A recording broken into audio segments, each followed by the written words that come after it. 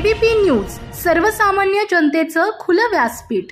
स्वारगेट अत्याचार प्रकरणातील आरोपी दत्ता गाडे याला 14 मार्चपर्यंत पोलीस कोठडी सुनावण्यात आली आहे। पुण्याच्या स्वारगेट बस स्थानकावर 26 वर्षीय महिलेवर बलात्कार झाल्याची घटना घडली होती। या प्रकरणी काल मध्यरात्री आरोपी दत्तात्रय गाडेला अटक करण्यात आली असून त्याला पुणे शिवाजीनगर कोर्टात हजर करण्यात आले आहे। दरम्यान हा गुन्हा एवढा गंभीर नसून बसमध्ये दोघांमध्ये संमतीने शारीरिक संबंध असल्याचा दावा आरोपीच्या वकिलाने केला आहे। तसेच तरुणीने कोणताही प्रतिकार केला नाही, तरुणी स्वतःहून बसमध्ये चढली असाही दावा आरोपीच्या वकिलाने केला आहे।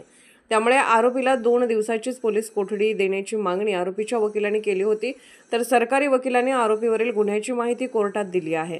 हा गुन्हा अत्यंत तीव्र स्वरूपाचा असल्याचं सरकारी वकिलांनी म्हटलं आहे।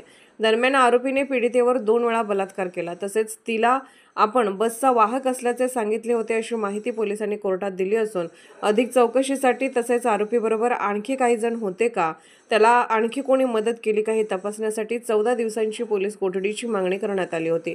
मात्र न्यायालयाकडून 12 दिवसांची पोलीस कोठडी देण्यात आली आहे। आणि त्याच्यावरच्या केसेस या चोरीच्या आहेत, त्यामुळे त्याला सराईत गुन्हेगार म्हणता येणार नाही असं आमचं म्हणणं होतं।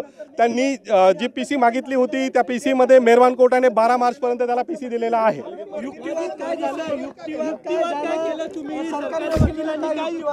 आम्ही युक्तिवाद असा केला की तो कुठल्याही प्रकारचा आरोपी नाहीये, त्याच्यावर जे काही प्रकरण दाखल आहे ते चोरीचे असून ते सिद्ध झालेले नाहीत। याशिवाय जी वेळ होती घटनेची ती 5:45 म्हणजे दिवसाचीच होती।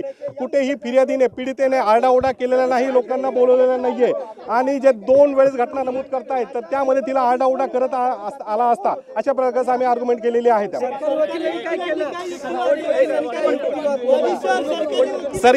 सरकारी वकिलांचं तेच म्हणणं होतं की प्रकरण गंभीर स्वरूपाचं आहे, आम्हाला मोबाईल पाहिजे, घटनेच्या वेळेचे कपडे पाहिजे, अशा प्रकारे सरकारी वकिलांचं म्हणणं होतं। त्यामध्ये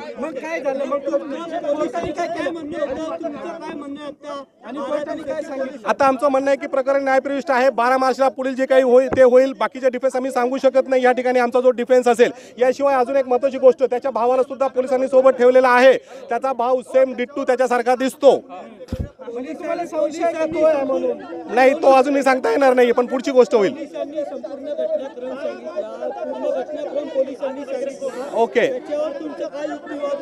आमचा युक्तिवाद होता की कुठेही हा फोर्सफुली झालेला नाहीये, जे काही झालं ते कन्सर्नने झालेलं आहे। नसता ती महिला ओरडली असती, बऱ्याच त्या ठिकाणी वाद झालेला असता, कारण महत्त्वाचं ठिकाण आहे, रहदारीची ती जागा आहे, बस स्टँड आहे, जागोजागी सीसीटीव्ही कॅमेरे आहेत। न्यायाधीशाने काही म्हणलेलं नाहीये, न्यायाधीशाने फक्त ऐकून घेतलेलं आहे। त्यानंतर त्यांनी त्यांच्या पद्धतीने 12 जानेवारी अशी ऑर्डर केलेली आहे, आदेश केलेले आहे। आयोने अजून जप्त केलेलं नाहीये, आयोला जप्त करायचे आहेत। बाकीच्या गोष्टी फॉरेन्सिक लॅबसाठी पाठवण्यात आलेल्या आहे।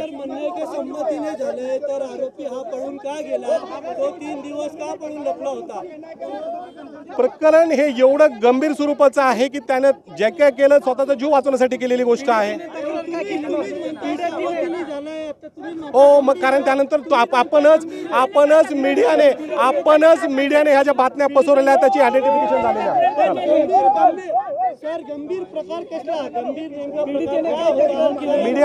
मीडियाने त्याला गंभीर केलंय।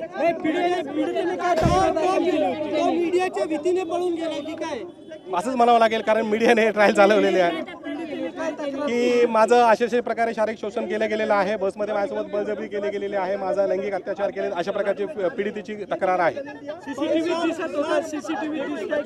सीसीटीव्ही किती क्लिअर आहेत किती नाहीयेत, 16(5)B म्हणजे जे काही तांत्रिक पुरावे असतात त्याच्यावर किती विश्वास ठेवायचा नाही ठेवायचा, हे साक्ष पुरावा अधिनियम जे नवीन कायदा आलेला आहे त्याच्यानुसार ते पुढे ठरेल। ही नक्कीच समोर येईल जेव्हा प्रकरण चालेल। आम्हाला न्यायाधीशावर पूर्ण विश्वास आहे, प्रकरण जेव्हा चालेल नक्कीच।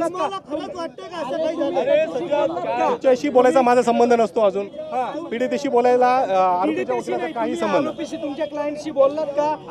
अजून आरोपीशी आमचं बोलणं झालेलं नाहीये, कारण आज त्याला उशिरापर्यंत आलेला आहे। हो, त्याच्या आयडेंटिटीमुळे त्याच्या कुटुंबाला त्रास सहन करावा लागत आहे। मीडियाने त्याचे जे फोटो व्हायरल केलेले आहेत, त्याच्या कुटुंबाला आज उपासमारीची वेळ आलेली आहे आणि त्यांच्या बचावासाठी काहीतरी पोलिसांनी पण केलेलं पाहिजे, शासनाने त्यांना सुरक्षा द्यायला पाहिजे असं माझं म्हणणं आहे। त्याच्या जीविताला धोका वाटतो का तुम्हाला? 100% त्याच्या जीविताला धोका वाटतो। आज जे वातावरण आहे सगळ्या ठिकाणी पेटलेलं आहे, तर नक्कीच त्याच्या जीविताला धोका आहे।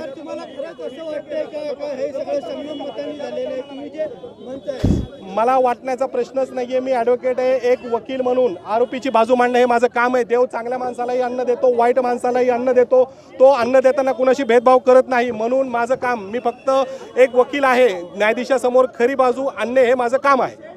धन्यवाद. महाराष्ट्राचे सर्वमान्य दैनिक समर्थ गावकरी, अहमदनगर, पुणे, नाशिक, जळगाव, धुळे, नंदुरबार, सोलापूर, कोल्हापूर, सांगली, सातारा, मुंबई, ठाणे, पालघर, रत्नागिरी, रायगड, सिंधुदुर्ग, नांदेड, उस्मानाबाद, बीड, औरंगाबाद, नागपूर, गडचिरोली, भंडारा, गोंदिया, अकोला, यवतमाळ, बुलढाणा येथून एकाच वेळी प्रसिद्ध होणारे एकमेव दैनिक सर्वसामान्य जनतेचे खुले व्यासपीठ. संपादक आहेत विश्वासराव आरोटे. मोबाईल नंबर आहे 94 23 38 85 08. दुसरा मोबाईल नंबर 94 23 46 72 72. तिसरा मोबाईल नंबर 75 88 15 0001. वेबसाईट आहे sgavkari.com. मेल आयडी आहे akl gavkari@gmail.com.